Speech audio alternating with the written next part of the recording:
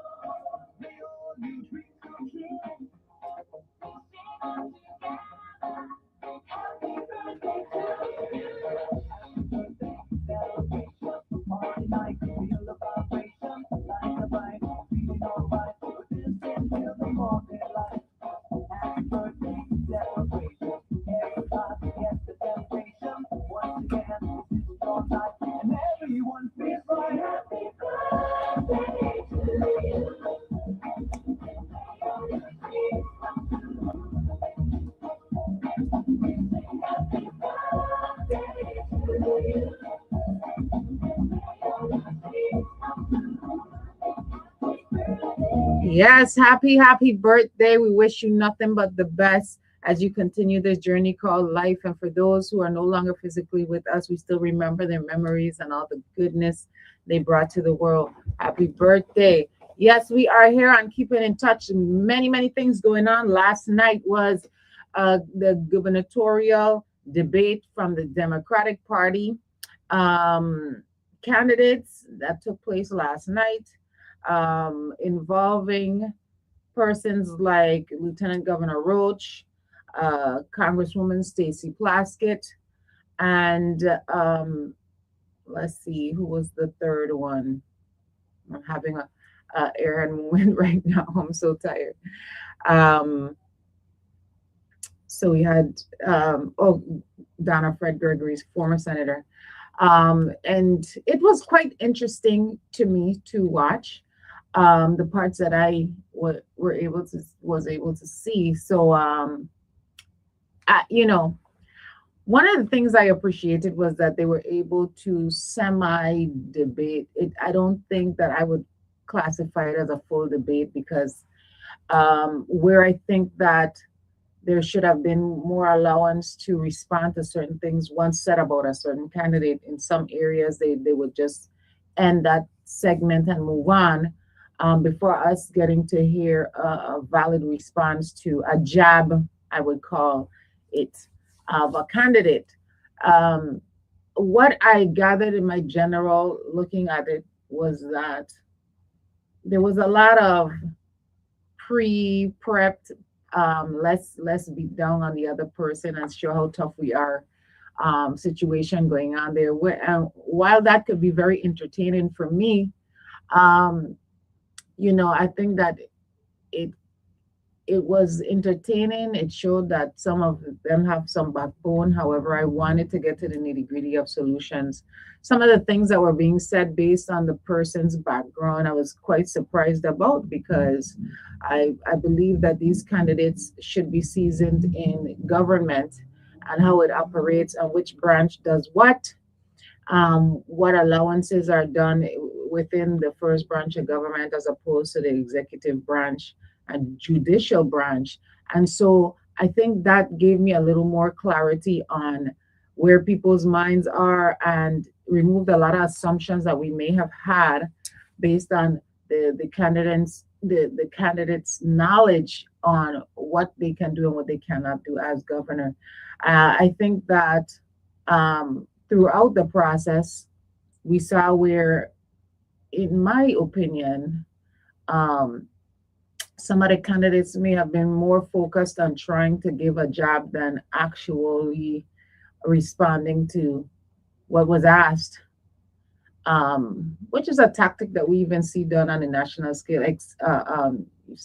But I think that after a while it became a bit distracting for me. When I'm trying to pull out, hey, what do you really plan to do? um Oftentimes it was, oh well, you didn't do this and you didn't do that. And while that is good to showcase, because there are some individuals that were there that had an opportunity to address certain matters and did not, um you know I'm still, let me say, I am still eager to hear more. I don't feel like I've grasped all of the different candidates from last night's full scope. Based on what I saw last night, I still am hungry to hear more about their vision for impactful change. So I look forward to seeing more of these types of forums. I'd call it a forum, not a debate, so that we can get some more information out of them real time and see how they can interact and defend what it is they plan to do. Being abreast of information is a big deal when you're running for the top seat in a territory. Uh, Understanding the role and the partnership that could be played and a harmony that could help with moving legislation forward is another important thing to understand. A legislature could make or break the territory, and being able to work with others, being able to understand what their work entails so that you can better assist in moving along the process is a big deal. So, again, it was a healthy discussion, and I look forward to more of that type of interaction. Um, One of the things that I didn't like was that you had to hold your applause at the end. So I don't know who you are applauding for. I think that, um, while I guess the organizers wanted to keep everything kind of calm, so people don't get out of hand, or slow down the process, there's a little bit of um, passion and excitement that comes with hearing the response of the crowd, right? Um, and so I think that is important as well. Not being able to show placards and all of that stuff when really and truly you could control the stream so that you didn't even show who were holding up placards in the crowd. I mean, I don't know what the big deal was about that. Um, but nonetheless, I think that it was a successful event, and I want to congratulate those members who held the event. And I look forward to seeing those who are in the senatorial race come forward and do their spew on what they'd like to see and see that interaction there. And I'm quite eager to also be under the gun in such a situation. I look forward to it. Greetings, you're on Keeping in Touch. Greetings. I don't know. Greetings. I'm losing my calls. I don't know. You guys call me back 340-773-0390. 340-773-0490. So the event last night with the Democratic gubernatorial candidates was a hot commodity last night. But there was another event that was going on at Government House around the same time. And I tried going back and forth between the two. So I didn't get every part of the event, but I tried to grasp both of them. So there was a celebration taking place, awareness of our nation's birthday, 250 years commemoration. And so there was a whole program around that, which included the governor, Anthony Weeks, and others. Just talking about, I saw the portion about Alexander Hamilton and his importance coming and being reared out of the Virgin Islands and going to the mainland and affecting the history of the United States, one of the forefathers of our nation, and all of that stuff. So that was something that was greatly um, heightened. I did hear the governor of the Virgin Islands also make reference in his speaking to Juneteenth and its significance on the mainland. He did say that it wasn't really anything having to do with the Virgin Islands. And although some people may agree with that, I would not completely agree with that because while Juneteenth happened on the mainland, we do have a history that dates before we think of our connectivity to the United States, where there were enslaved persons from the Caribbean that were sent to the mainland.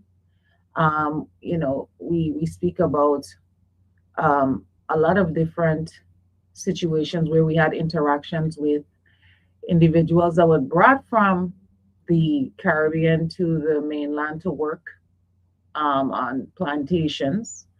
There was even a rebellion that took place in South Carolina where a Virgin Islander had spearheaded this revolt.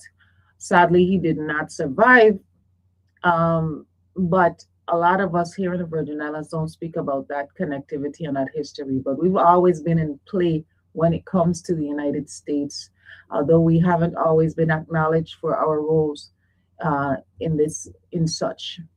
I heard another aspirant in a political race speak to um, the movement of Marcus Garvey and attributing the spark of that to another person out of the Caribbean. However,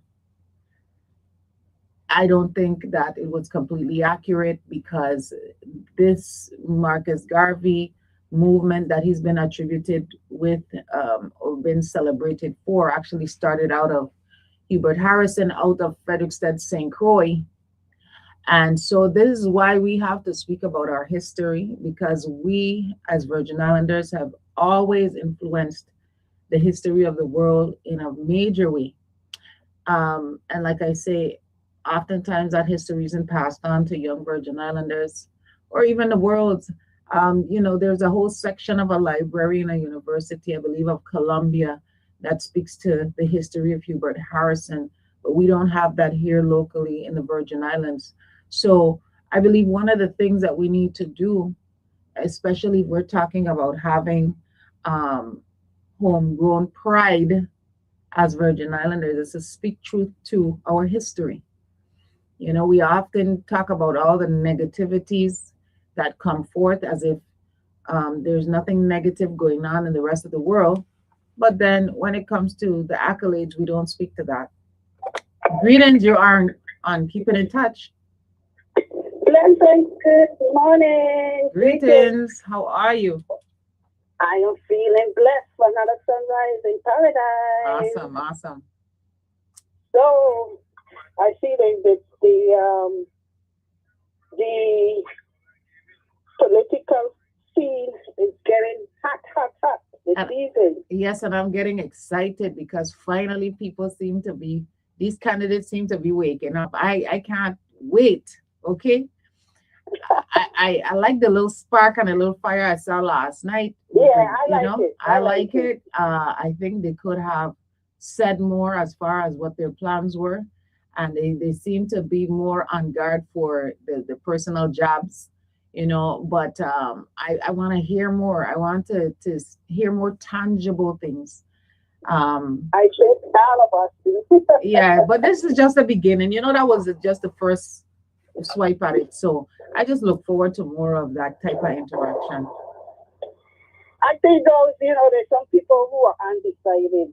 And I think those debates and forums really help for Absolutely. people to come up with a final decision. I mean, I'm still in the vetting Mm-hmm. stage of this game, Right. but I want to say to the people, whoever is elected the 10th elected governor of Virgin Islands, the next House of Congress, members of the Board of Education, Board of Elections, and 37 legislature.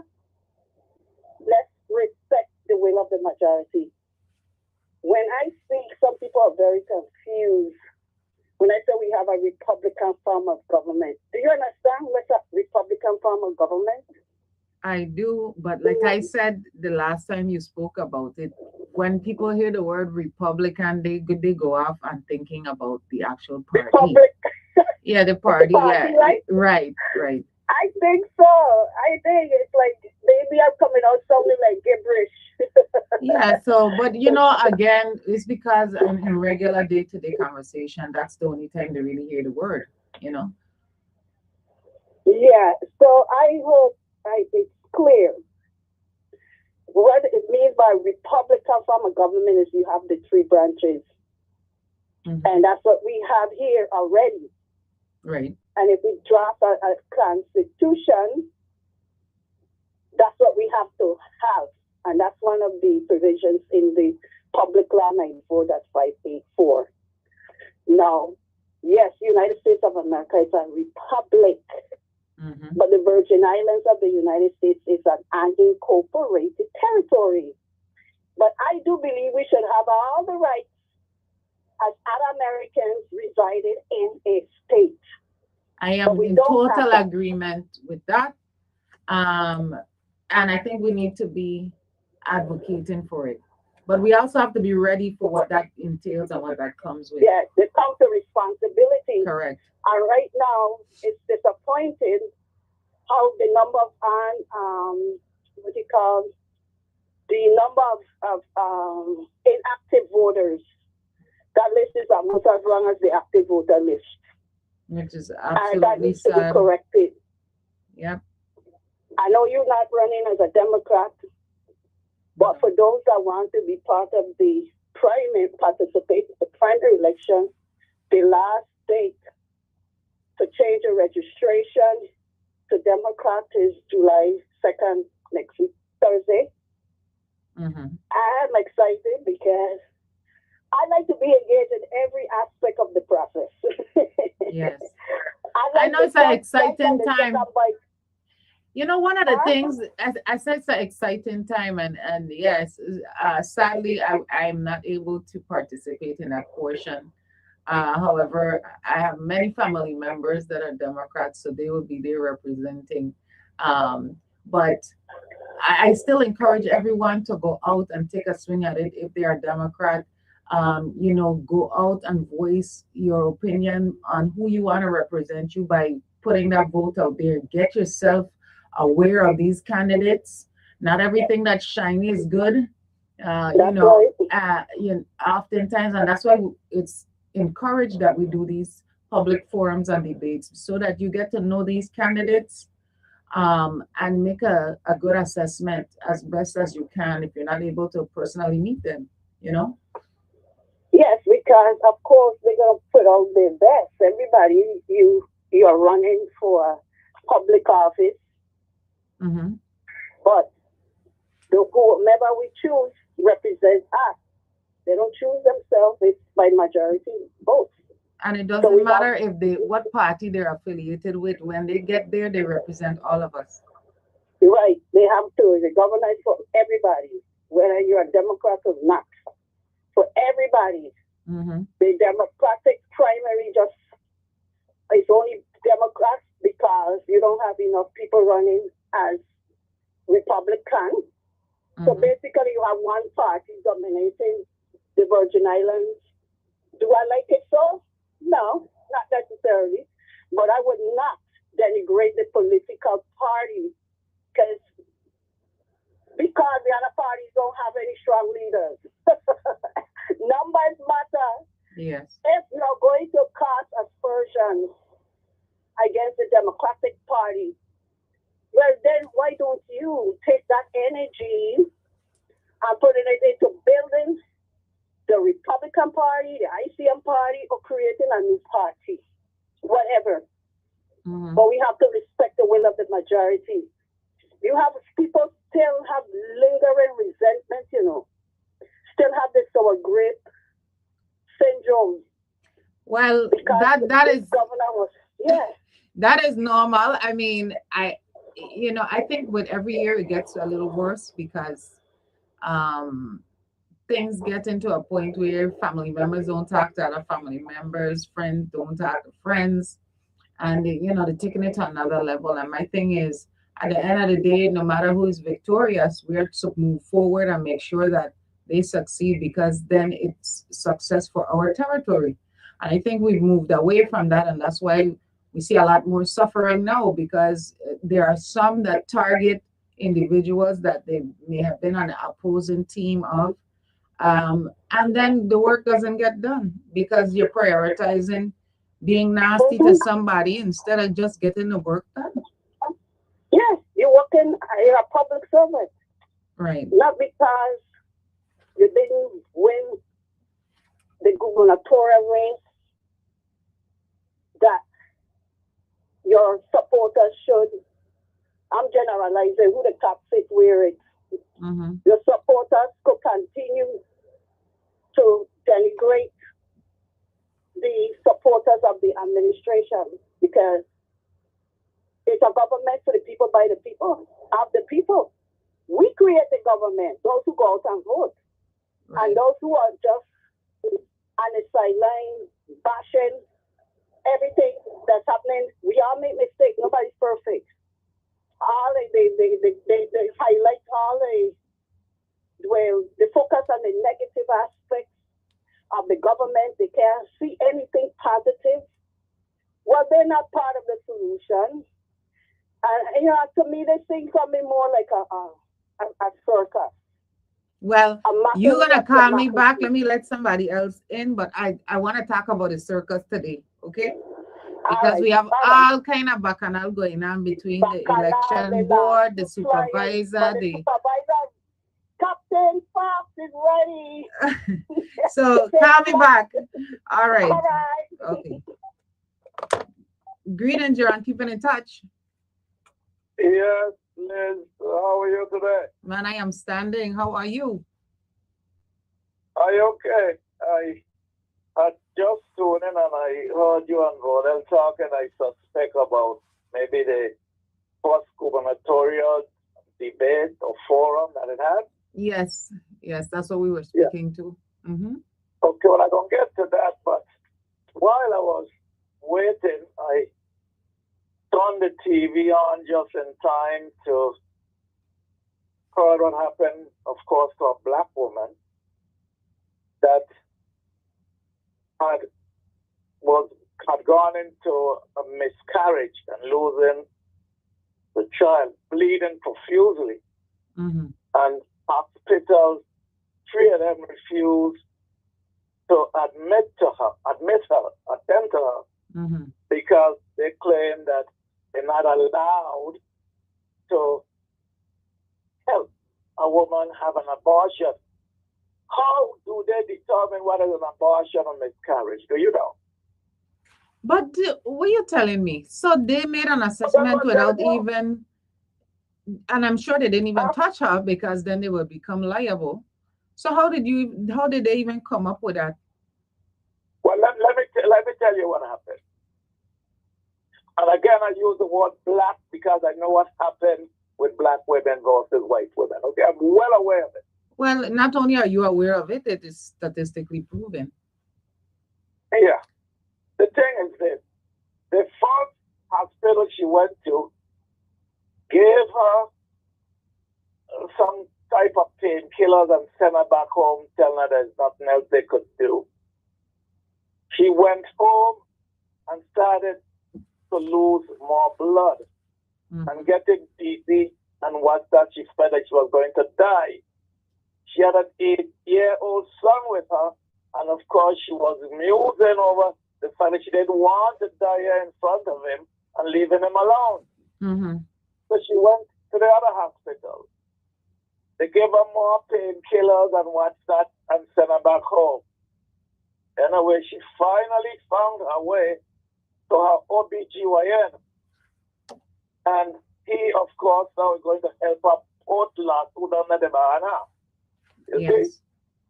You She know, has power in it. Kamala Harris spoke about this situation being a um, epidemic taking place in America that no one is talking about.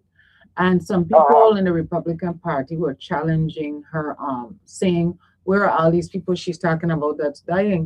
And truth be told, there are a number of women that have already died in the same circumstance where, Oh, too much of them. excuse me? Too much of them. Yeah. And this is why people talk about abortion and anti-abortion, and that's why they had to make it illegal to get abortions. And while I'm not an advocate of having an abortion, there are certain circumstances that warrant intervention. Of course, Miss, rape, incest, and there's a number of things that could happen. The mother's health is one of the main things, right? So somebody could tell you that there is, a baby that's dead in your body, right? Or is going to die, or some kind of situation. And they're forcing you to still carry this pregnancy to term, despite it right. um, having the possibility of taking your life. I mean, God is a judge of all things. And in my book, let him decide what happens to you at the end. But to tell a Exactly. female, no matter what's going on with her body, she doesn't have the right to decide is ludicrous to me. Of course it is. And And to on me, the flip side, they didn't tell these men if you get a woman pregnant and she don't want it, you're going to castrate him. You didn't say that. you know that? I mean, this thing is, it's more than ludicrous. It really gets me raging. And people say to me, why are you worrying about that part? They haven't done none of you. It's not about me and my people, my children or grandchildren or great grandchildren. It's about women who give us life, who help to nurture us to be big attorneys and wherever we are. Come on, man. I mean, Besides the that, you know thing what's is, going to increase again? There was a reason why they legalized this thing in the first place.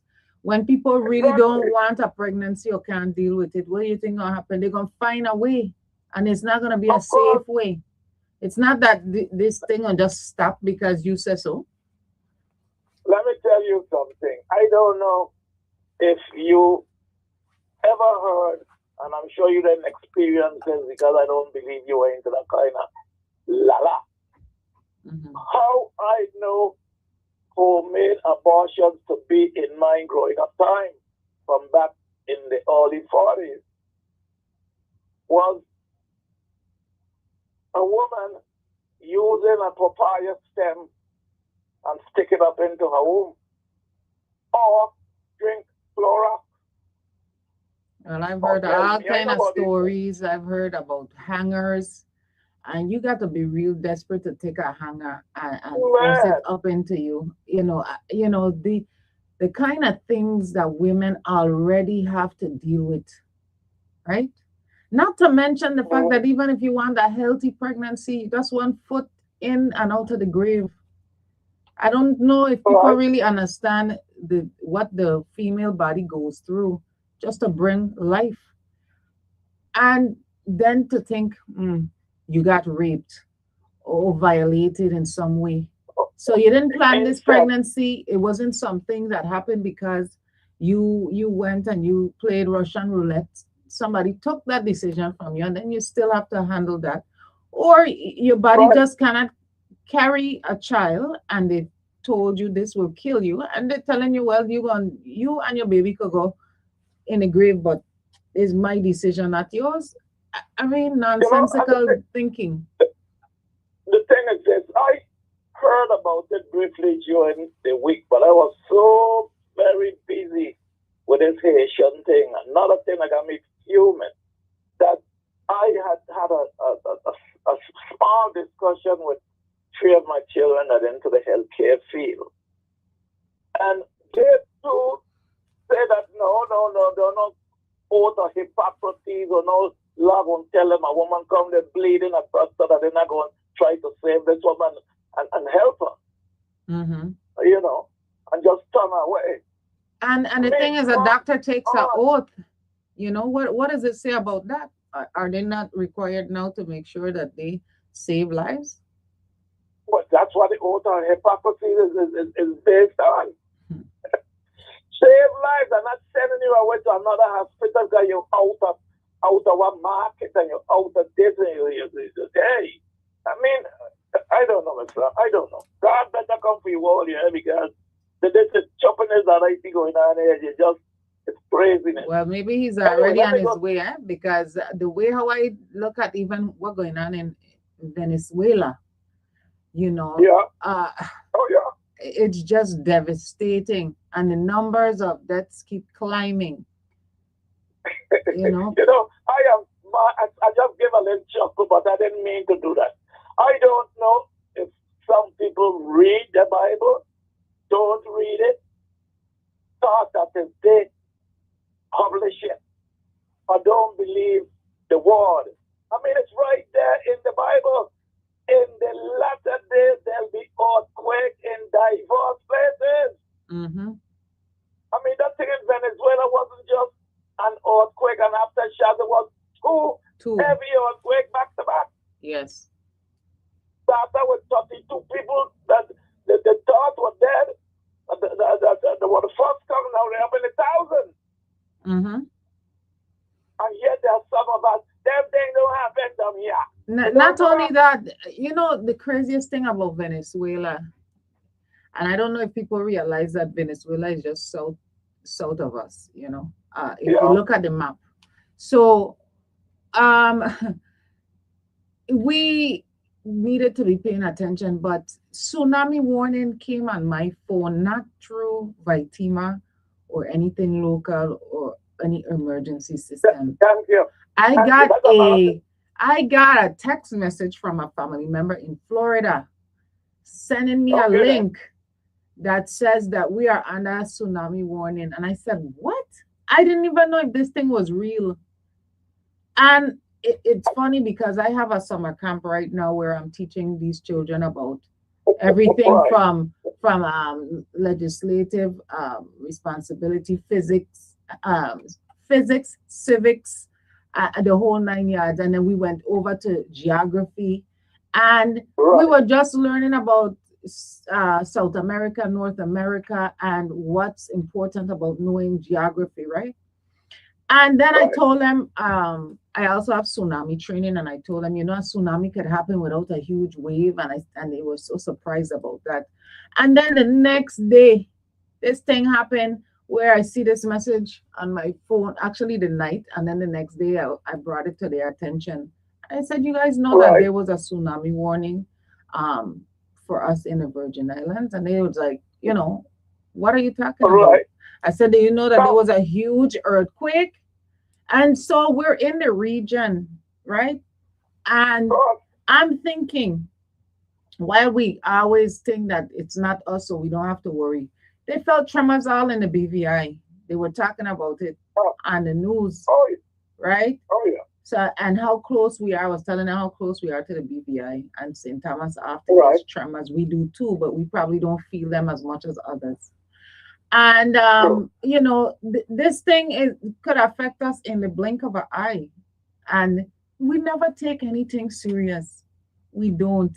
But, the thing is this. I mean, I happened to be in Houston at the time, but it came up on my 561 on area code, which is a West Palm Beach of the tsunami warning. Yeah, I mean, look up. people were calling, sending me messages from the mainland, but I hear in the Virgin, I didn't get a warning, and I said, if this was something that was real, meaning that it was going to really affect us, we would be in a state, because I said, maybe it's my phone ain't working or something, because I don't understand how they're sending me text saying, look, check on the family, this happening. And I'm like, what? Wait, Right, right? And it's absolutely possible given the geography of where we are located to Venezuela. of You course. know what I mean? So thank God But that he you see, spared us. But I'm just saying, it's scary to know that they knew on the mainland, and I'm right here and I didn't know. And then the kids automatically ask me because I taught them about the alert system for the tsunami Yeah, here. And which they is a said, but good thing you're doing. Miss Elizabeth, I didn't hear any alert go off. And Uh, I didn't want to get in the nitty it, gritty it, with it, them it, it, children. They're it, only about it, 8 to it, 12 years old, but I was thinking the no, same thing. all right, but it's a good thing you're doing with children of that age because even now, even with the VI history that the government continue to put into effect for some 40 plus years, I mean, the children in the Virgin Islands know more about Yankee tongue and all about that, and they know about the Virgin Islands. And it's Yeah, that's a sad. fact. Um, and that's because a lot of us just push this, a device in their hand and expect that device to raise them. Man, I tell So you, we but we're missing the button all around. But yeah, we gotta get back to basics. When I yeah, but let me um say this, then I mhm, go and come back. Let me just say this. You know what?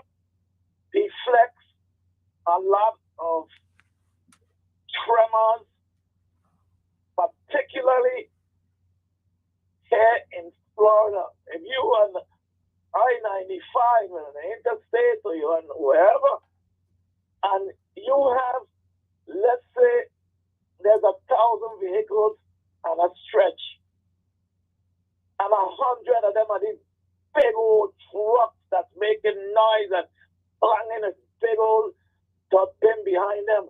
Many be the times when you think that one of them trucks just make a rattle, there's a earthquake, mhm, you know? mhm. And hey, I don't know. I truly don't know. But I'm going to come back and talk about the Haitian thing because that's Yes. another thing. Okay, Anyway, thank you. yeah, All right. right. Yeah. 7730390 7730490. Greetings to all of you on the live. I see you guys. Send those hearts up so I could shout you out. Mary Abbott, good morning to you. Naomi, morning.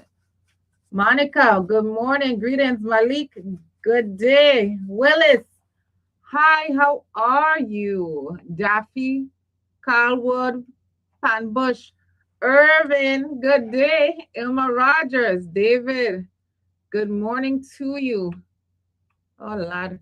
I know I just do it, but it's sticking. Suzanne, good morning. Torres, Annette, Evelyn, greetings to you. I see the mango tree riders are on deck. Good day. Sandra Gerard, good morning to you. Jessica Hernandez, greetings. Aracelis, good day, good day, good day. Michael Evelyn, greetings to you. All right, I'll get to the rest of you later, but listen, I was shaking in my britches when my cousin and and a host of people sent me text messages from away that said we were under tsunami warning. I was like, what? And then I started thinking, okay, earthquake, Venezuela, south, we to the north. Okay, this is possible. What's next? I'm waiting for an alert or something or something. I ain't see nothing. Then I go and I click a link that they sent to me, and the link updates you on what's going on right now with the alert, and it was canceled. And let me tell you, the weight that came off of me. But this is the wake up call, right? Things are changing in the world. I mean, every part of the world. And I want people to understand not to take things for granted. This election cycle isn't just a regular election cycle. We're going to be electing a new governor and lieutenant governor. A new slew of senators will be elected. Um, we have our delegate to Congress race, right? So this is your opportunity for a fresh start. And while there are some that may advocate to you that you need people that know what they're doing, and you need people that may have experience, which I agree with to an extent. I also don't think that I personally, as a constituent, wants to reintroduce people that have been doing it and not doing it to the standard that I think is something that helps us to be successful. So you could have been doing this thing for 15 years. If you ain't doing it right, it don't matter to me how long you've been there, because I'm not satisfied with your work productivity. So I'm not just going to go out and vote based on how long somebody has been doing something or how long they've been in government. I've seen people go into certain roles that don't have a governmental background that do amazing things. So it's not the standard or the requirement. I think most of the requirement for me, in addition to you having an understanding of government and how the different branches of government, is your character. I don't need somebody that has a great resume that I can't trust with a pencil. If I walk away, the pencil will disappear. So there's more than just your resume, right? I need to know about your character. I need to know about what you've been doing in the community. I need to know about if you're trustworthy to the best of my ability, finding out if you're a kind of person. Are you someone that's approachable? And kind doesn't mean soft. Kind doesn't mean a pushover. Being able to acknowledge people and not walk all over them, and understand that we all live in this community and we all play an important role. Doesn't matter what situation or circumstance you came from. So yeah, I look for a lot more than just the face and the way they speak. I look for a well-rounded individual that has a heart for the place that we call home. And this is very important because if you're going to tell me, I'll use an example I've heard where teachers have said, well, whether I alone or not, I can get a paycheck. I don't want that type of mindset um, from my senatorial candidate. Well, whether you vote or not, I gonna get reelected. What? That's your approach to it? Or you can't vote for me anyway. Excuse me? I've heard a whole lot. This ain't my first rodeo. I have been around politics a lot longer than a lot of people that are serving in the Senate and in the different branches of government. And I've heard a whole lot. And one thing I have learned is those who like to talk and high hush don't last very long. And sometimes they get a wake up call and they don't realize how is this possible? I've seen people run number one in a primary, and when it's come to general election, they lose and they cannot figure out what happened. That little chip on your shoulder that you think is unshakable, that little arrogance about the fact that you still need people because you think you have arrived and you're doing this thing long enough. People not have a way of humbling you, especially on the island of St. Croix. You want to talk them to people, oh, you can't vote for me anyway. Well, they might have a relative that can, or a friend, or a child that can. And if that's the way you really think about the people that are living in the territory, should you even be representing them? Greetings, you're on Keeping in Touch. Greetings again. Yes, You're not coming broadcasted live on the radio. I should be. Jen, I'm not hearing it on the radio. I'm only hearing it on Facebook. okay, I'll tell them, the technician, to check into that and see what's Yeah. happening. Okay. But I did So, want to talk to you about the circus. yeah, the Um, political circus. yes. So I mean, I've been seeing stories there almost every single day.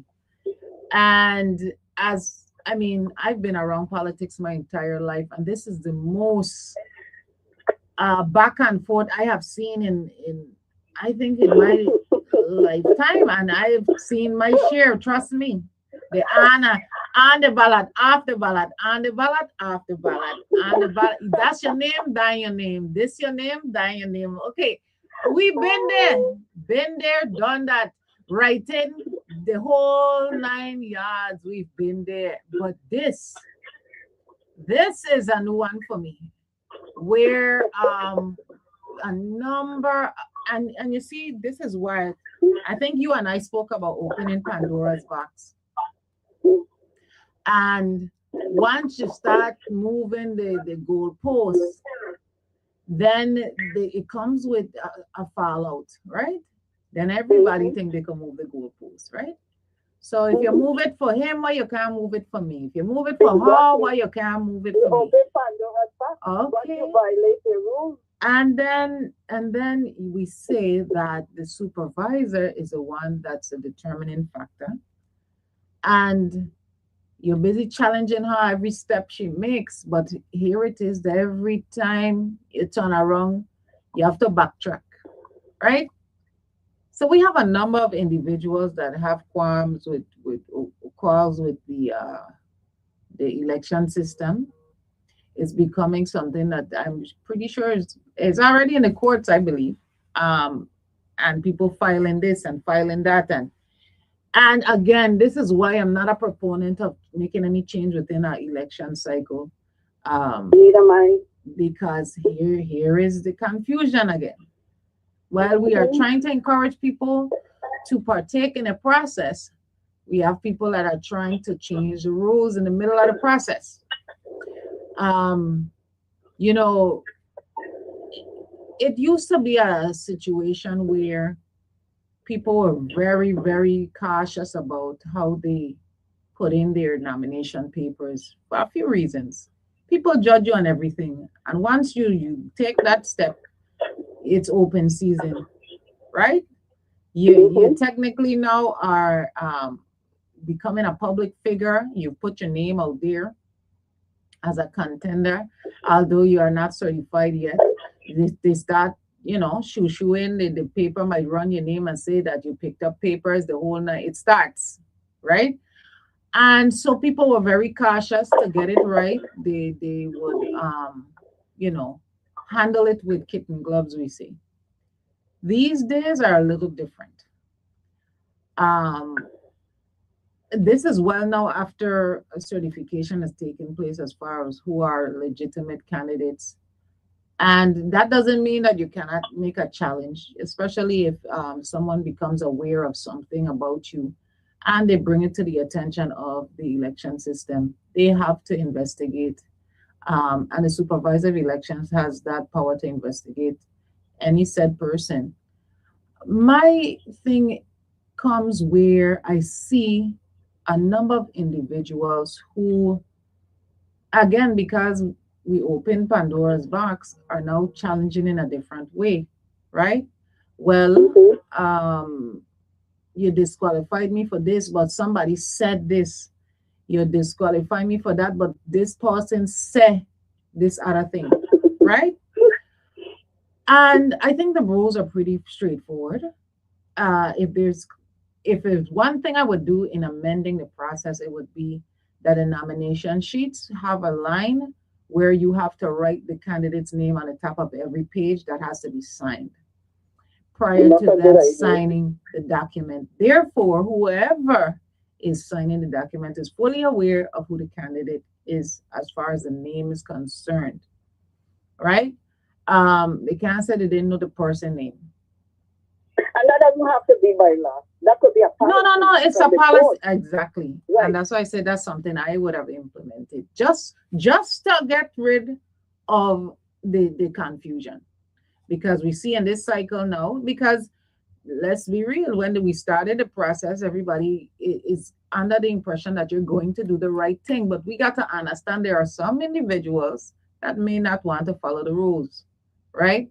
And so we close the loopholes and we create more transparency. Just require that you put a line there, the person name, and my nomination papers, I wrote my name on the top of every sheet. I didn't want to have any issues.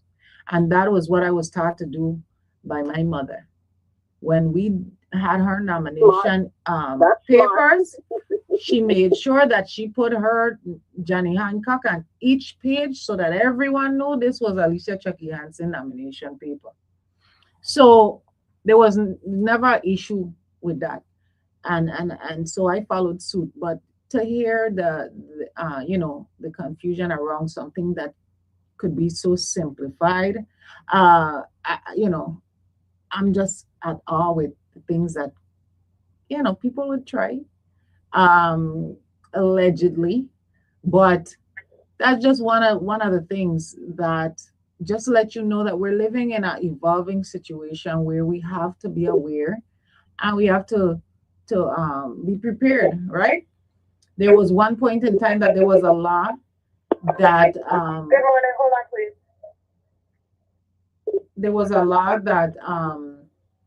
had a situation where we had to have the name clearly and the photo of the candidate at the ballot on the ballot, right? You're aware of that? Hello? Yeah, hello? Yeah, you are aware that one time the law required that we have a photo of the candidate? Of course, it Ye- has never been implemented. Yeah, they never implemented, and from my understanding, And they maybe the they removed technology, it. to be fair, maybe we don't have the technology as yet in place. But nonetheless, I Well, the believe thing is, it's when a the good law law. is the law, you follow the law. But Yes. the problem is we pick and choose which laws we want to follow. I think since then, it was repealed. I believe I know the senator that did it, but I have to verify before I tell you who it was. But I know that there was a reason for that because we know that there's a portion of the population that may not be able to actually read the names, but they could Right. identify the photo. Okay, so there wasn't just a willy nilly reason for having it. However, it was never, you're correct, was never implemented. Now, fast forward, and you see once again, here is it that people are saying, well, this person told me they were a candidate, so I signed the paper and this and that. There's no Mm-hmm. recognition of photo and name or anything like that. But again, at least if we had the name of the individual written at the top of every sheet Mm-hmm. before it's signed, then me as a person that has signed the document can say, well, I didn't know it was Elizabeth's paper, right? Mm-hmm. Because the other part of this argument is if Elizabeth got mad with Susie and Elizabeth had signed Susie papers, Elizabeth can also go to the Mm-hmm. board and say, well, I didn't know it was her paper, so take my name off Right. and I'm making a formal complaint because now I want to sabotage you, come here and you fall out now. You see Mm-hmm. what I'm saying? So it could work both ways. I agree. I So think it's the responsibility of the person who's signing know exactly what you're signing to. exactly, but really and Because truly you it could cannot be, like prove you it. said, it could be fraud on both sides. Correct. And to Where I reduce that, think I think you just those need to who have the name on sign, the top of the sheet. those who sign and were inactive or not registered, that's fraud. That's fraud. And don't tell me you don't know you whether you're a registered voter or not. You can't be that dense. Well, And that's, I mean, I well, can keep here it here it is fair. again. That's why I said that we are really in evolving times because these kind of things were unheard of even just a few years ago. Okay. Um, but there are some that feel they need to challenge and they have that right. I'm not saying no. But again, all of this is happening within the election cycle.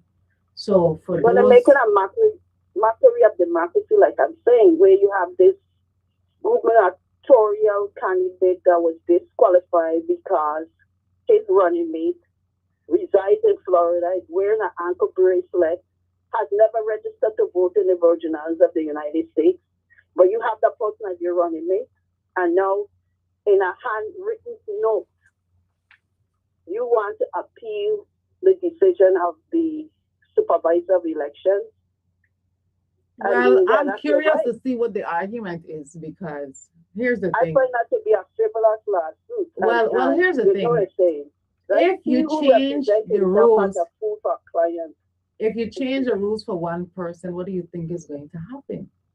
If you bend the rules for one, what do you think will happen? And everybody gonna come with, Everybody's gonna come in. yeah, because if I you could give see the somebody else argument extra time, if you give someone extra time to turn in a paper they never turned in, there. where they should have Exactly. turned it in, right? So that means it didn't happen. That means that if I have a running mate that doesn't qualify, then you could give me more time to find a new running mate because you give somebody else more time to fix whatever issue they had.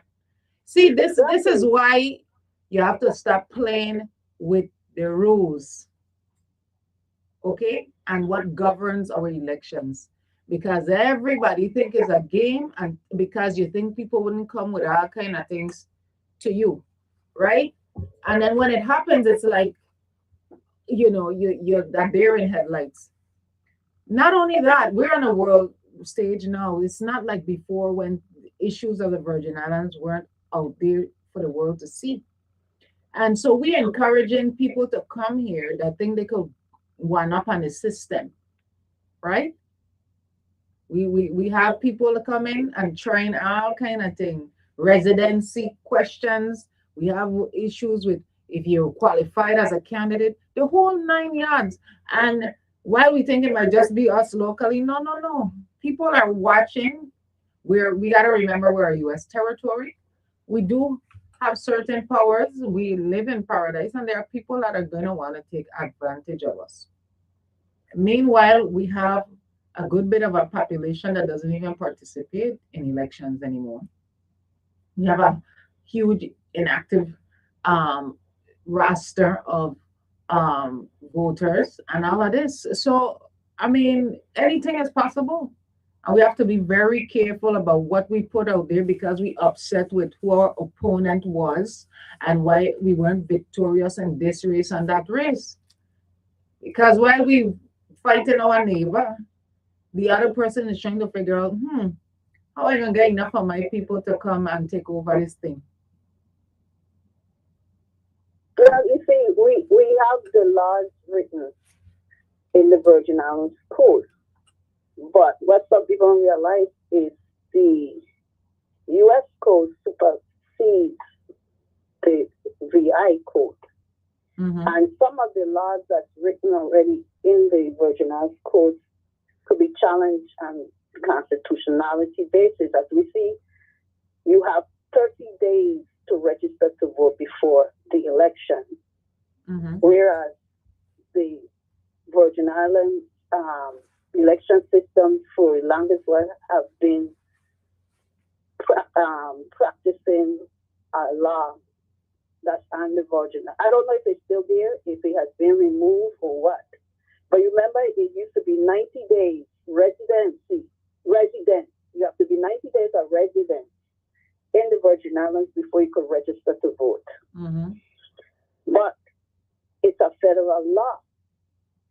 It has to be no more than 30 days. And in fact, in some states, you could register to vote the same days of the election. Yeah. So some of the laws on the books here may be unconstitutional. And there was a challenge by the Republican Party with the party politics. And I think that happened in 2024 or whatever. So what happened now is being implemented, but some of the candidates weren't up to par. They didn't understand the process with certification by the Democratic Party. So I find it's the responsibility of the candidates to know your rights and to know the process, the procedure. Well, I think one of the great things about what's going on now is that even with all of this, it gives the people at the Virgin Islands an opportunity to see if you seem like you're ready, if you've Exactly. Are you willing done to your abide by homework. the law, or you want to go and turn things upside down and create your own law and cause more Well, the confusion? thing is, if you are unaware of how the process works, are you really the best person to lead, Right. They're right? not informed. They don't know the process. And because you don't agree with the process doesn't make it illegal, right? If we want to change something, then we change it. But to say that's something that you don't agree with, um, that doesn't make it illegal. And that's what I keep seeing popping up, this big fighting and who want to go to court and this and that. At the end of the day, this is about understanding what's taking place. You want to lead the fight, but you don't want to follow the rules, or you think the Exactly. Want rules to be should wrong, change wrong just and for strong, you. wrong and strong. But do you know in most states, the 50 states of the United States of America, in most states, the election official has the title of Secretary of State, and that's one person who certifies the elections, qualify or disqualify candidates. I have people argue with me the Act 8690 is unconstitutional, and is that the right way to make the supervisor of the election the sole authority to certify the election? But look at the model for the rest of the states. We're unique in that not every 50 states have a board of elections. In some states, just the Secretary of State and the staff, like how you have the office of the supervisor. Mm-hmm. The office of the supervisor, the responsibilities to certify the election. No, but it wasn't always like that. There was more confusion. Remember, you had two boards. Yes. Yeah. And then one confusion happening at St. Thomas, St. John District, and next confusion. So now it became one board of elections. And in 2022, it was amended that the supervisor, the office of the supervisor, certifies the election. You have people still fighting for that. I'm like, go look and study how it's done in the 50 states. You can't have a board certifying itself. That's like a doctor going to get hired to work at Juan Louis and now have to go through the certification process and going to certify themselves. You can't do that because the board of election members are elected. Right. So what are you going to do? You're going to decide whether you should be on the ballot or not? Or your colleague? And that was one of the issues why I think they changed it in the first place. That's right. Yeah. And some people don't want to accept that. I see three ringmasters, three musketeers in this political comedy. Well, I'm gonna let you run. You could call okay. me Well, back, okay? I got my points anyway. People respect the laws Yes. of the United States of America and the laws of the Virgin Islands of the United States. Thank you. Thank you. Greetings. Keeping in touch. Yeah, I want to get to that Haitian situation if I can. Go ahead. Let me ask a question at first. Has your mom, as a senator, maybe even as a person, ever had to get involved in a situation where a group of persons from a different country is having problems in any way? Could you think of any situation that she had become personally involved? Many situations. Okay. Even with a lot of teachers that came to the territory from other islands, trying to make sure that they could stay and continue their work here because we were needing more teachers here on the island of St. Croix. And they were told that they had to leave, just abruptly leave. They also could not, a lot of them wanted to become citizens. They were having issues with the processing work and being charged enormous amount of monies to go through the legal paperwork and the whole 9 yards. And so she stepped in there because our educational system were leaning heavily on these individuals, and we were at a juncture where we would have been losing these teachers and so wouldn't be able to provide the education to these young people. Right. Well, I asked the question because I couldn't remember of any situation myself, but I know this situation, this Haitian thing would have been something that you would have gotten myself involved in.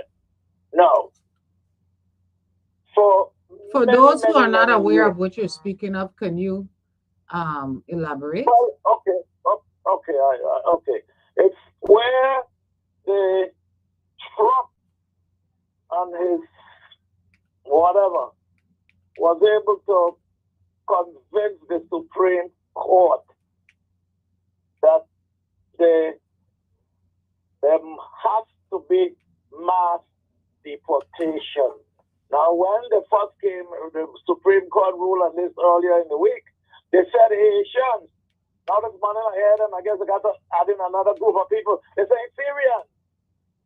We know that they hate the Haitian people because they are people that have fought for their liberation and fought trying to be free.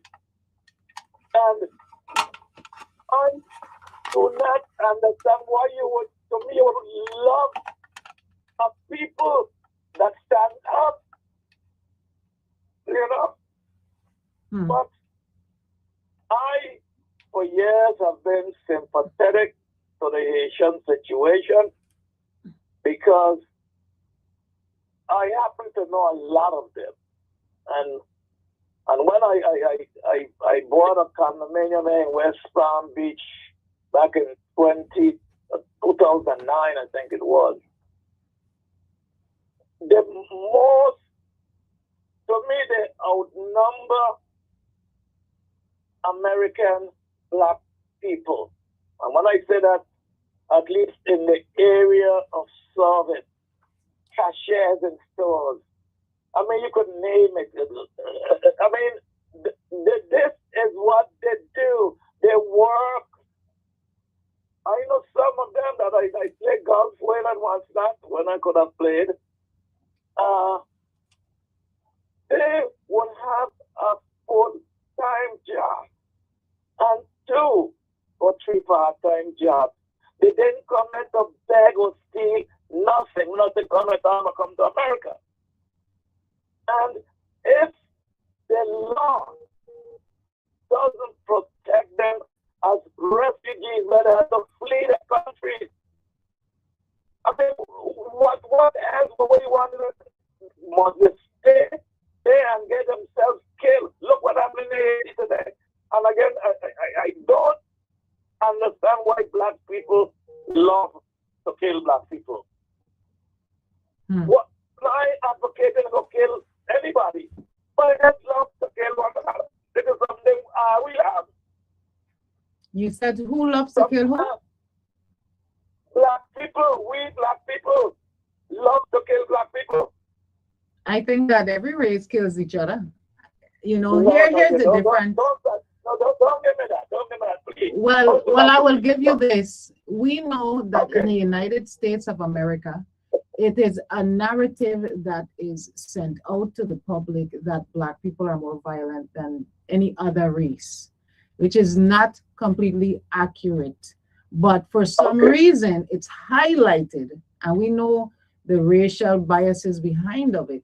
It's highlighted as if we're more aggressive, we're not smarter, or on par, we're not intelligent, we're a bunch of drug dealers, all of us smoke marijuana, and we live in single family homes, you know, with a mother and no father. These are the assumptions years. However, if you look at the statistics, why is it that more black people are in jails right now? Not because they commit more crimes, because they're aggressively hunted when it comes to the criminal justice system. When they implement certain laws, what did they do? They made them stronger if you're living around a school or in a certain neighborhood. If you were found to have any sort of you know, drugs or anything, even no matter what type of drug it was, then you would get harsher time. And then they have the 3-strike rule and all of these other things that they implemented. So we can't just say white black people like to kill black people. White people kill white people too, but we don't talk about white and white crime. That's not a thing. Well, maybe I would say I don't care about them white one killing one another. Then that's something else. Okay. No, my point still remains. Let's look at the situation in Haiti. And you think when hundreds of thousands of them is sent out of America, you think them marauding gangs of black people like themselves go wait for them to come home and get settled in? They're going to meet them at the airport and shoot them down. I know the people. I have been there. I don't understand why they hate each other so. Why don't you understand that when you've been taught to hate each other? But you could teach me what you want. That don't mean I got to learn it. But if that is all you've known for your entire life, not only have you been taught it, it's been reinforced in everything that you do, everything that you've seen. Why wouldn't you do that? And so you see, it's not that somehow black people are so much more violent or ignorant. It's that they've been taught to hate themselves. This has been done over and over. If you read about Willie Lynch, right? And the doctrines that he had when they spoke about if one is lighter than the other one, put them against each other. Older against younger, put them against each other. Male against female. You took these people and you put them in a European context where and then you say, right? You say that you're going to take the father away from the mother, right? Yeah. Or leave the children only with the mother. And so she becomes very protective because she already saw what happened to the father, whatever they did, whatever crime that they've done to him. So she becomes extra overprotective. So what I mean for her son is probably much softer than the father because she don't want him out there. She don't want him interacting too much. Don't go there. Don't go outside. Don't play with anybody. Right? So he becomes very soft. He doesn't know any skills. Then we create a housing community and we say that the father can't stay in the household. Otherwise, you have to pay this set of rent or you can't stay here. So now you're breaking up the family dynamic. Who created that? The government created it because it's always been based on race. And for us to ignore that and think it didn't influence how we are living today is a falsehood. Everything has been when black people became free in the United States, what's the first thing that they implemented? Jim Crow laws. Jim Crow laws. So you weren't really free. You sit in the back of the bus, drink at the colored fountain. So there are things we cannot act as if we're ignorant to things that have been put in place to create this environment. But let me say something. Maybe this is why I get beat up so much. I'm not going to go no further in politics that I have been. Because I defy situations. You tell me that in the back of the bus, I'm going to sit in the in front. Okay? Well, Caribbean people are very defiant. You know why? Because we have to fight for everything. And why I always mention here and keep it in touch that the Caribbean has heavily influenced the United States is because we have that idea of creating communities of color to invest in your own banks and your own homes and your own businesses came out of Caribbean mindset. When we talk about the movement of that came from Caribbean people that transplanted to the United States. Yes. So, but we don't acknowledge that. We don't talk about those things. I'm saying that those marauding gangs of blacks are from the same nation that have fought for their freedom. So why you killing one another? Fuck! Tell the white man. They ain't gonna do that. No, the thing is this, though. But let me just adjust myself and catch myself here. Again, I interact with a lot of these people, including the people from Santo Domingo, Bolivia, and other Spanish and French-speaking countries, to which I am improving my Spanish-speaking abilities every day. And I could say some words in Haitian or in Creole that maybe I'll have to be corrected, like saying la or il, whether it's female or male. They still would have to correct me every now and then, but they understand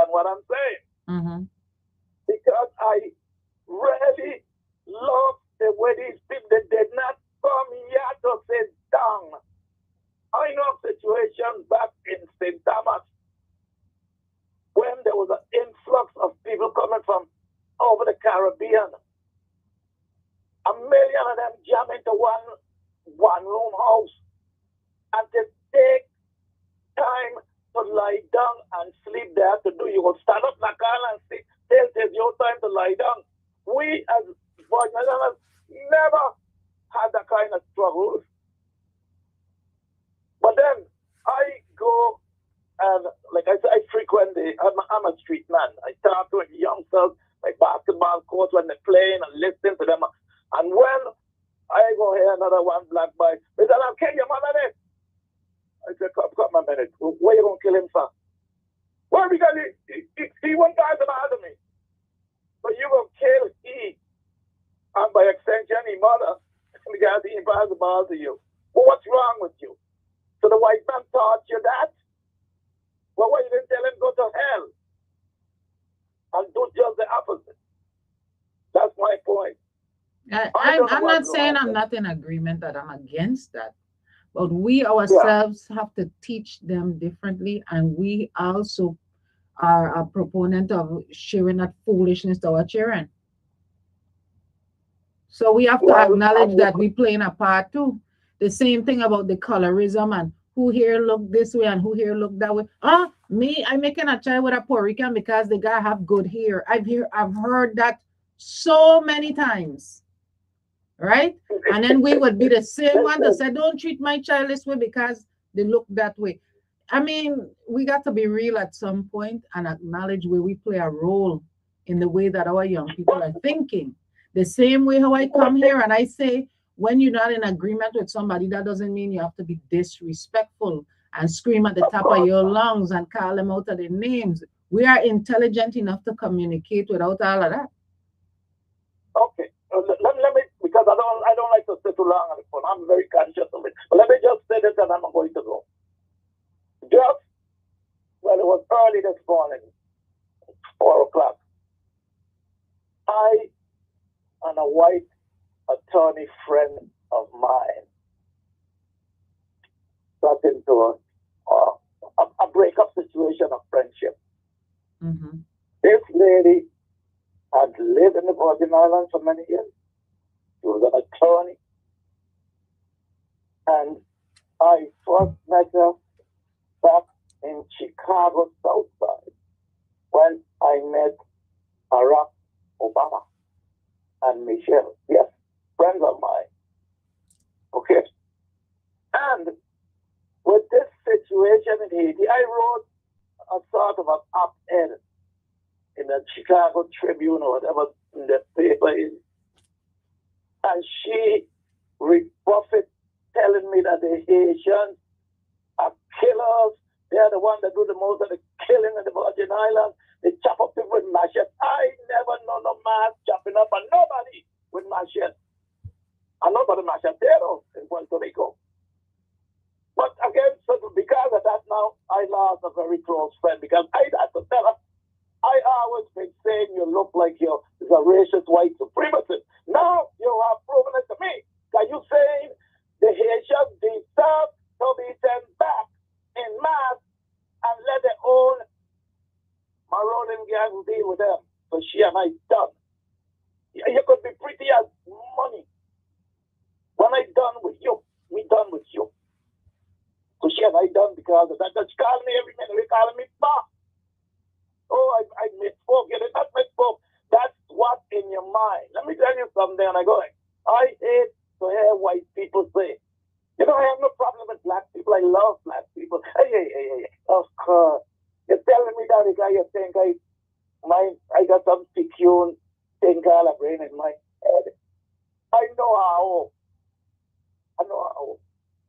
So don't ever come. When you come to me with that, I push you away because to me you're telling me just the opposite. And when I tell you what your ancestors did to my ancestors for 400 years, you're going to tell me, but that won't me. Live like God. All right, you have a good one. Yeah, so numbers here 340-773-0390, 340-773-0490. I must apologize to you on Facebook. Our connection has been in and out. It's steady right now. I see that we have folks on StreamYard.com as well. So I have my own spew about this. I think I have said it enough times here. Um, and while the United States has made a decision to deport Haitians who legally came into the country, um, again, I would remind you that our nation voted for this. And while some of us say we're not Haitian, so it's none of our concern, we live in a US territory where we cannot vote for the President of the United States. And reading the history of why Congress made such a decision about those of us that inhabit the US Virgin Islands, Guam, America Samoas, um, Northern Mariana Islands. Um, uh, we have to, I know there's five of them, I don't know if I said all, but what I would say is that we have to understand this was grown out of racism. Our exclusivity of getting certain rights and so forth in the Caribbean based on our association with America doesn't mean that we get all the rights of Americans. And that is why we need to pay attention. We always feel like we're safe and nothing can happen. And just like how everybody was laughing about Trump talking about Greenland, what you did not realize is that that Greenland is um, under the ownership of Denmark based on what happened with us being transferred to the United States. And so it's not a far fetched idea for the United States president to want Greenland back. We have to read our history and understand the importance of everything. And I know a lot of us think we're a small little speck and nobody's paying attention to us. You are sadly mistaken. There is a reason out of the entire world that the United States wanted our islands. It wasn't by chance. There is a reason why we were able to produce the world's sugar. It wasn't by chance. There is a reason why in 2026, if you're living in the Virgin Islands as a resident, you are not allowed to vote for the President of the United States. And it doesn't have anything to do with your intellect and the fact that the US Virgin Islands isn't connected to the mainland United States. It has a far darker history than a lot of us like to talk about. But since we're talking about the birthday of our nation, 250 years, maybe that needs to be part of the discussion. The fact that you don't want to account for us being fully human, the fact that we have worked and toiled the soil, and we can die in every single one of your wars, but we have no say. We could have a delegate to Congress that has no vote.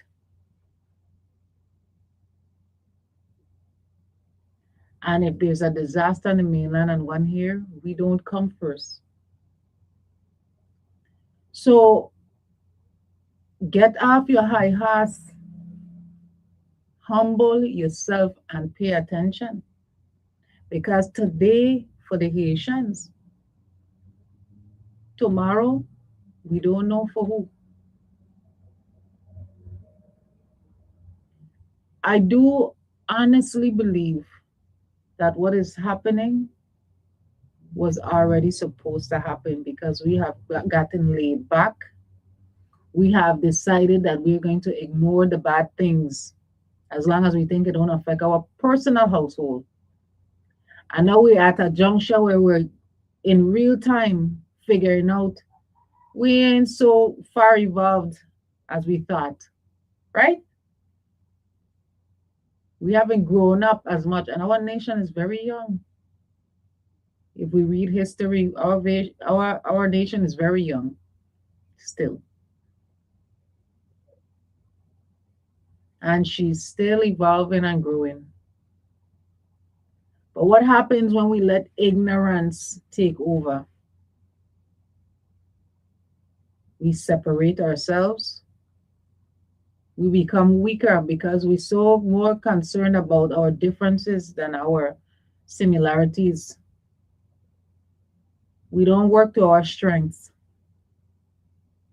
We worry about where this one come from and where that one come from and who born there and who born on this side, which one light and which one dark, which one here curly, which one straight, which one nose broad and which one pointy.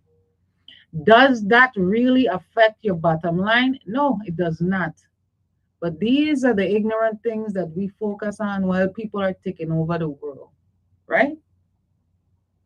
We saw the Venezuelan president get kidnapped. Y'all in bata eye.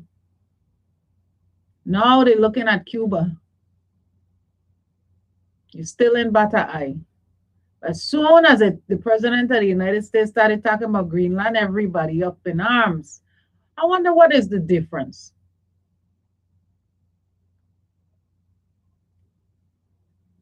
Our Caribbean neighbors are going through hell.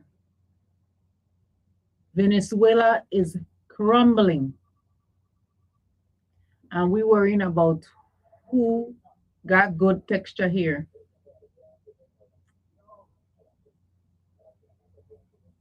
I don't know what it's going to take for us to get that fire in our belly again, to understand, to put the small things aside and move towards the common goal of improvement. We need to be growing our own food at this point. We need to be working our systems to make sure that we have drinking water. We need to improve our educational system and not just the buildings. What are we teaching our young people? Because in me even running this summer camp this summer, I had to teach those children about the continents of the world, how many US territories we have, the capital of the US Virgin Islands, the 50 states, the three branches of government, a prefix and a suffix. What are we teaching them that would help them to survive and navigate this world? Not the one 20 years from now, this one right here today. Because we like to say everything is about the youths and the youths and the youths and the youths. Are they reading? Are they writing? I just taught them how to send a letter. I'm going to teach them how to write cursive because apparently that's not a thing anymore. I taught them about root words and the importance of grammar and code switching and the reason we do it. I taught them about the Galagichi people,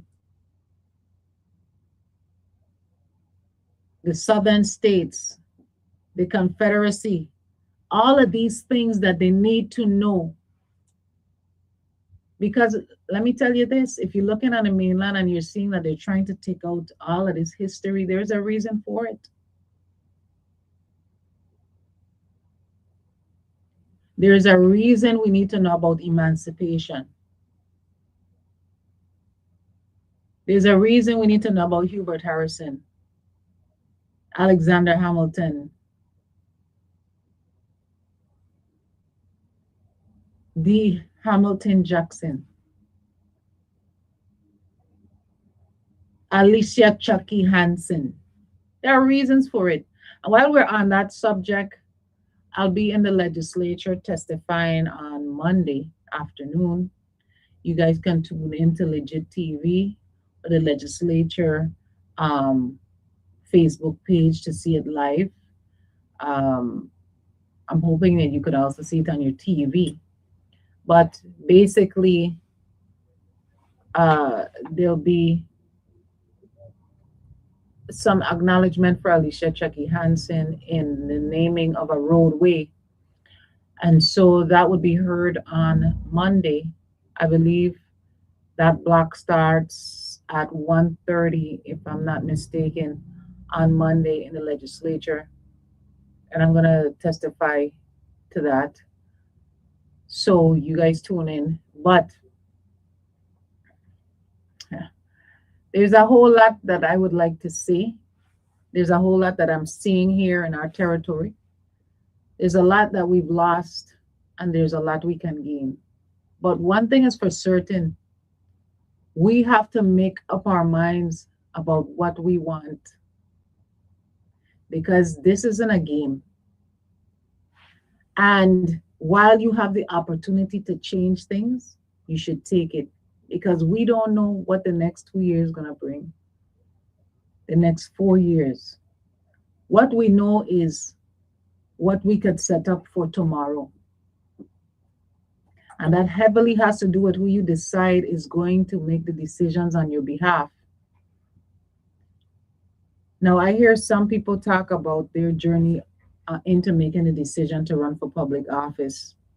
And what I could do is I could just impart my decision making upon you and why I made the decision I made. And it wasn't something that was willy nilly done. It wasn't something I just jumped up and did, because I know all too well the intricacies of being a part of this life, the sacrifices that come with it, and the requirement it takes to keep your chin up and make your back strong. And I am one of those people that don't care to hear all of the complaints about how they're treating you when you become a public official. It comes with it. That doesn't mean I agree with it, but it comes with the job. I don't need to hear you crying about it every day.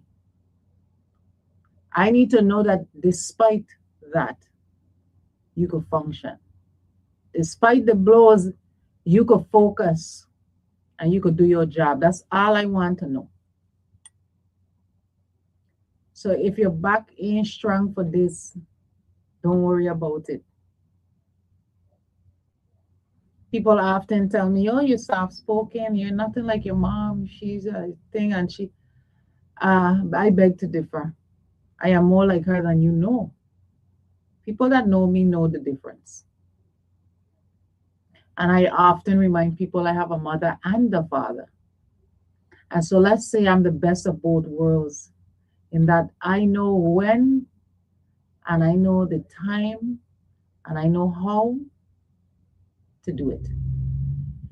This thing about me having to go down your throat every second, I don't have to do that. And I could tell you this much, one of the things I learned from my mom is timing is everything. The reason I am the way that I am is because of my mother and my father. And oftentimes my mother would tell me, "Elizabeth, stop, slow down, listen.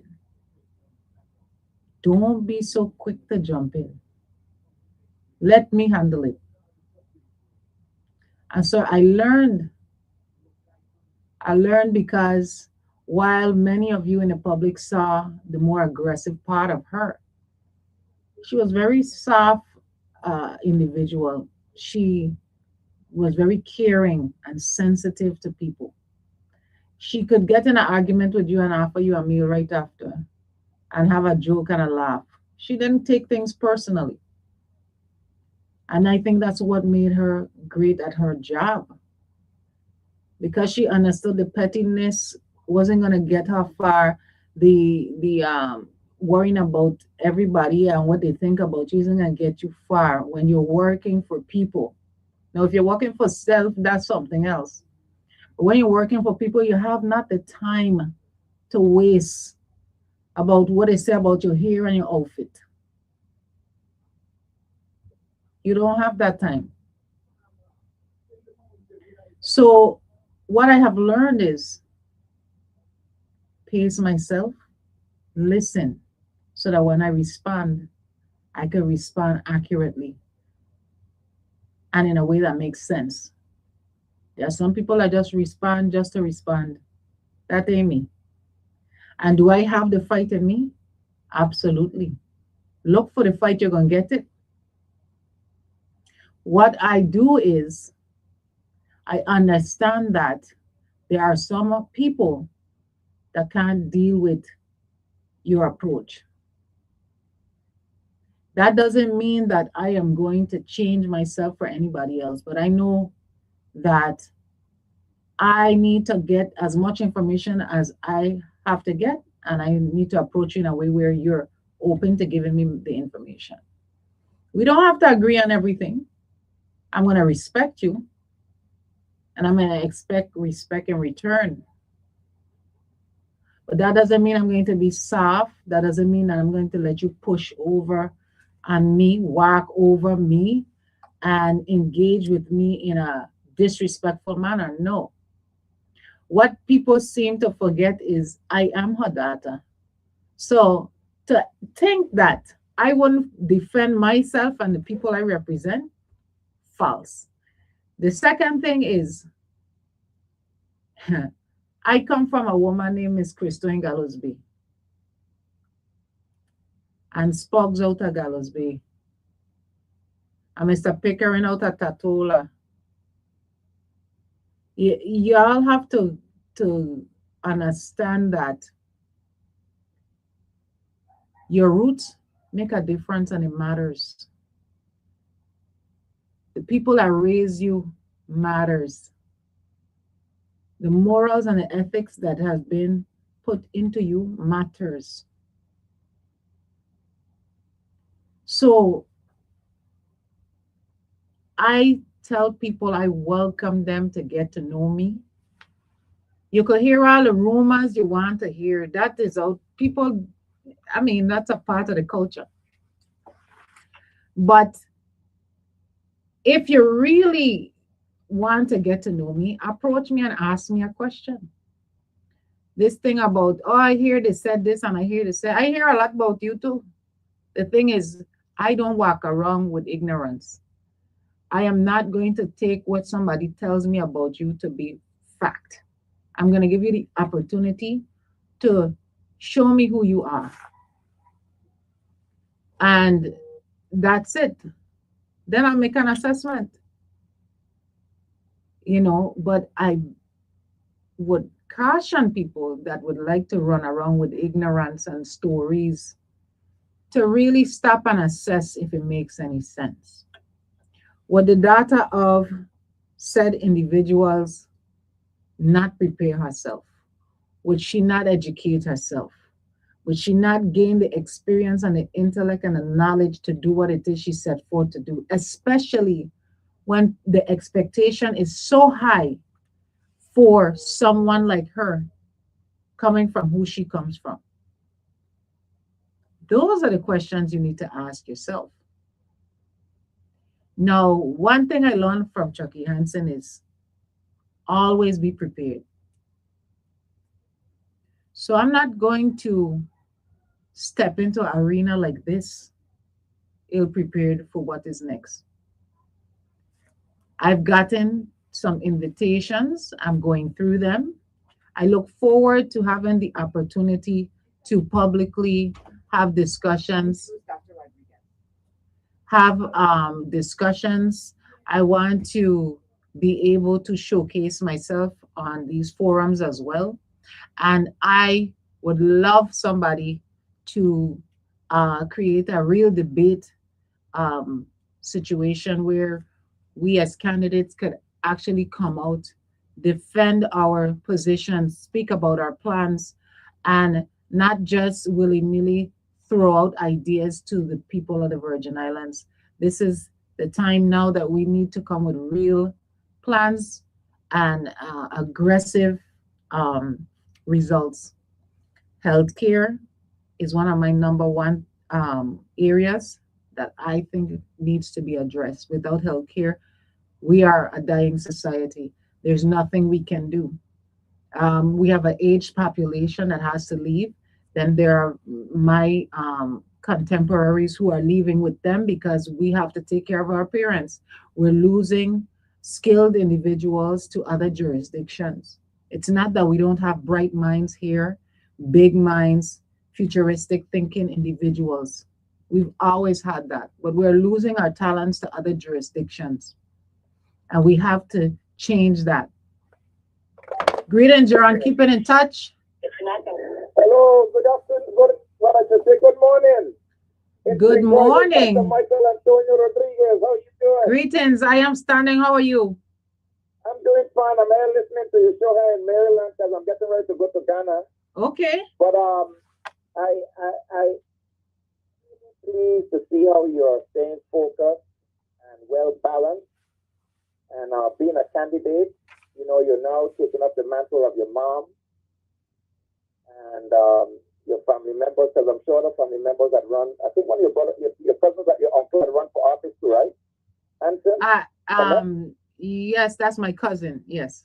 Yeah, your cousin.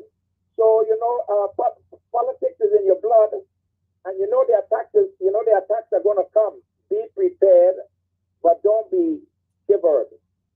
If Christ was carrying the cross, if Christ, and he fell, got up again, and kept walking with the cross, sit down, what about man? Attacks. Your phone is going in and out. Can you hear me now? Yes. Yeah, I said if Christ who was carrying the cross fell, back up, but man. Look at I was looking at the news last night and this morning about Budapest, where they falsely reported, and CPS went to his house and took his children, and the police told him that it was a false report and all these kind of stuff. So the most important thing is you continue to do the right thing. You continue to keep your platform, as a focus. You said you want to concentrate on health, the healthcare. That is very important in the Virgin Islands. And I was reading on social media where they said that the gubernatorial candidates, they did an excellent job, and they had some takeaways with some opinions where Road handled the questions very well, displayed understanding, experience, vision, came out very professional, safely authentic while not backing down, and he had a great night. And Fred Gregory also displayed her experience and conducted herself well, handled the questions thoroughly and showed well. Unraveled poor body language and decorum, weak understanding of many aspects of local government was apparent. She came off as juvenile, out of place, and frankly narcissistic. Big bump to Roach. Good night for Donna. Meltdown for Plastic. Big shift going into memory. I saw that online. Well, let me tell you, I am not, Roach is my classmate, class of 1977. So I would give my classmate a big up. Class of 1977. Governor Roach. I heard you win the debate last night. Many people called me and told me you won it. So, but the people have to decide who they want to represent them. And once the people decide, we have to accept. Right. So I just pray for you that you'll be successful in your goals and your achievements. You achieve that goal in becoming a senator and pick up the mantle from your mom. And I appreciate that. And my classmate wrote, Fred, and he blasted. The people will decide whom they want to represent them. And the people will decide who is the best to lead the Virgin Islands. So I wish everybody good, success in the primaries and then the final general election. So let us stay tuned. Let us keep everything civil. I know you have a few more minutes. I'll leave room for another caller to call in. You have a wonderful rest of your day. And fellow Virgin Islanders, big up from Maryland. This is Dr. Michael Antonio Rodriguez. All right. Thank you so much, Michael. Have a good one. Bye. Bye. Greetings. Keeping in touch. Yes, I'm only going to use 1 minute of the tour so that you have left. You're But going to use I 30 seconds. Go ahead. needed to congratulate you on what you're doing with your summer camp. And teaching courses is something that stand out to me, and I started to laugh at myself when I heard you say it. Mm-hmm. Because even though, of course, we were allowed to write courses in grade school, as we call elementary school, Mm-hmm. I have never, I won't say I can't. For me, it is too slow for me to do. I write everything in what you call it? That goes in Print? what Block writing? huh?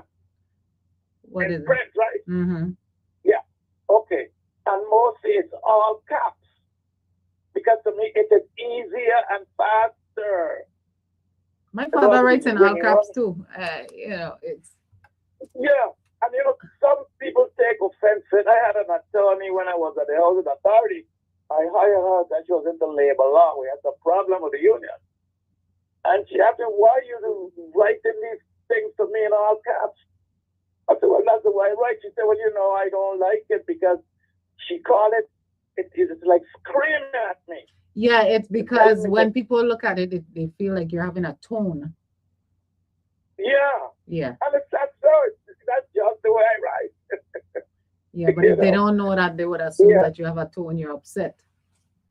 You say Right. even in So language, you that's could, what, even in writing, you could, even without, and that's another thing I went over with these children. Even in just writing words, you could have a tone, even if you don't use the actual grammar in the way that you're actually writing the letters. right. We went over the some of the cultural norms that we have with body language that we've gained from Africa. And I made an Uh-huh. example where I told them, what would I do with my face as a facial expression if I was saying, look over Yes. there, look at her over there, right? And everybody Uh-huh. pushing out their mouth and their chin and everything. So they knew without having Yes. to utter a word that they could communicate something, have a full Yeah, that's true. conversation. And I Right. asked them, did you all know that that came from, our culture in Africa? That's why even no matter where you go, if you find people of color and we do certain things, we pick up on it automatically, you know? Right. And I was also told, and quickly again, as one of my directors that I was with the housing authority, he said you write with a poison pen and a caustic pen. You write like you're mad. I said, no, I echo for them like that. But if I write you and say, I want you to complete this thing that you're doing on section 8 by 2 o'clock, I don't see why you should get scared because I write it in print. Well, I'll have to let you run on that one. I'll get in one more Yes. person before the top of the hour. So Okay, thank nice you. show today again as usual. Thanks Thank very much. you. Thank you. Greetings. Keeping in touch. Hi, good afternoon. How you doing? I Sister am Senator well. Motley. Thank you. I am well. I am well. I have just a few more seconds left. Go ahead. I Let know me I'm know. gonna make it quick because I Mm-hmm. had to call this. I just wanted to congratulate you because I felt it how your speech was about yourself. Mm-hmm. And it was so touching because you could tell you said it from your heart. And I know a lot of people have been listening to this. And I pray in the name of Jesus that you continue doing this marvelous job because you just start from your heart. Thank you so May God much for bless that. you. And may God bless you and your family too. Thank you. Thank Thank you. you. Have a great Bye bye. weekend. Bye. Okay, the last person hung up. All right, we are almost at the top of the hour. I want to thank you all so much for joining me again.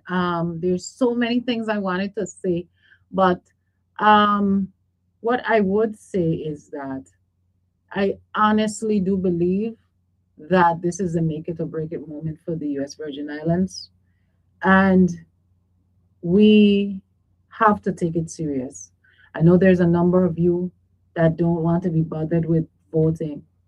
But what I want you to do is, if not for yourself, vote for your community to get something done. join in with us, make a difference, and help us to make a change in a positive way. If our forefathers had that mindset, we would still be enslaved. If our forefathers did not think that it was necessary to make a change, the world would look very different for us today. And so, even if it's just to honor them, I want you to go out and register to vote.